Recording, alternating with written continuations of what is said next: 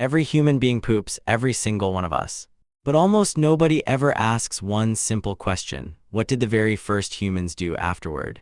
There were no rules, no parents to teach them, no civilization, no books, no one saying, "This is how you clean yourself." So did they simply walk away? At first, that almost sounds believable. After all, they were trying to survive, find food, escape predators, stay alive. Who would have worried about something as ordinary as hygiene? But here's the strange part. Those same humans figured out how to make fire, how to hunt, how to build tools, and how to survive in one of the most dangerous worlds our species had ever known. Could they really have ignored a problem every human would have faced every single day? Or have we completely misunderstood one of the oldest human habits in history? The problem is nobody was there to watch. The first humans didn't leave behind instructions, they didn't write books, and they didn't carve into stone saying, "This is how we cleaned ourselves." So how could anyone possibly know? For a long time, scientists didn't. Then archaeology changed everything. But not because archaeologists suddenly found the answer, they changed the question. Instead of asking, what did they use? The researchers started asking something completely different: what evidence would survive? That single question changed the entire investigation. Because sometimes history doesn't tell its story through words, it tells it through clues, tiny clues hidden underground, waiting thousands of years for someone to notice them. And one of those clues didn't just answer the mystery, it created an even bigger one. The first clue wasn't a weapon, it wasn't a cave painting, and it wasn't even a fossil. It was something much smaller, something only a microscope could reveal. Archaeologists discovered that some ancient toilets still contained tiny parasite eggs. Thousands of years later, those microscopic traces were still there. That might sound disgusting, but to scientists, it was a gold mine because those parasites could reveal what people ate, the diseases they carried, and how they lived. But here's the catch: parasite eggs can't tell you what someone used to clean themselves. They only proved one thing: people weren't ignoring the problem. So researchers had to look somewhere else, and that's when they turned to something completely unexpected: modern hunter-gatherer societies. Not because they're living fossils, they're not. Not because they live exactly like prehistoric humans, they don't. But because they can help answer an important question: when people don't have modern technology, how do they solve everyday problems? The answer wasn't one invention, and it wasn't one tradition. It was hundreds of different solutions created by different people in different environments. And that's where the mystery finally started to make sense. Imagine living beside a river. Clean water is everywhere. Why wouldn't you use it? Now imagine living somewhere that freezes for months, that solution disappears overnight.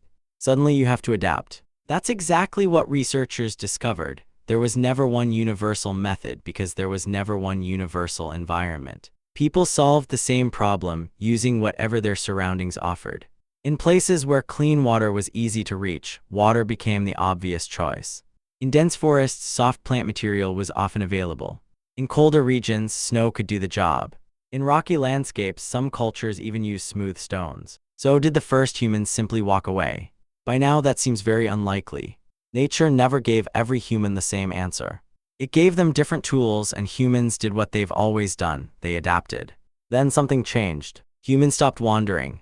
Villages slowly became cities, and cities eventually became civilization. For the first time, people weren't solving this problem alone anymore. Entire societies began creating their own solutions. Some of them were surprisingly clever, others were honestly a little horrifying. Take ancient Rome.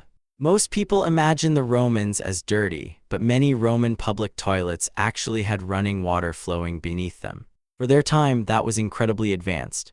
The strange part came afterward. Instead of toilet paper, many public toilets shared a sponge attached to a stick. Yes, the same sponge used again and again.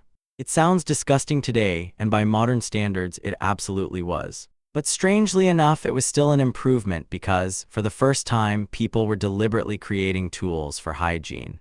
But believe it or not, Rome wasn't even the strangest discovery.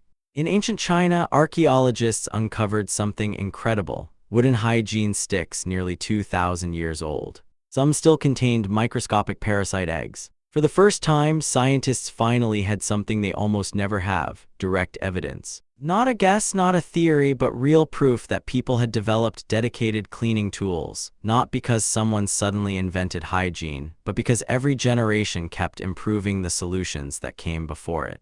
By now, you might be wondering, so when did toilet paper change everything?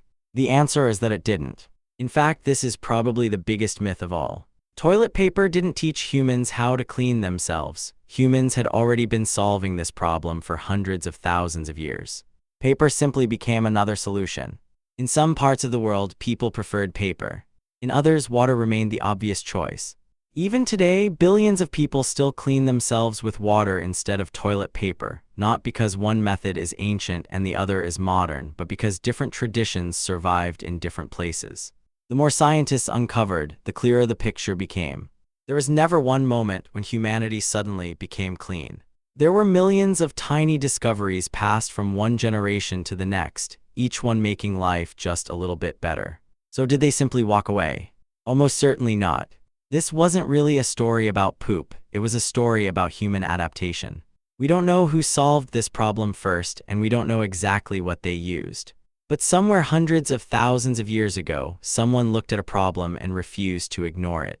The next generation improved it, then the next, and the next, until eventually those tiny discoveries became everyday habits, not because anyone taught them, but because humans are unbelievably good at adapting. The tools changed, but the instinct stayed the same.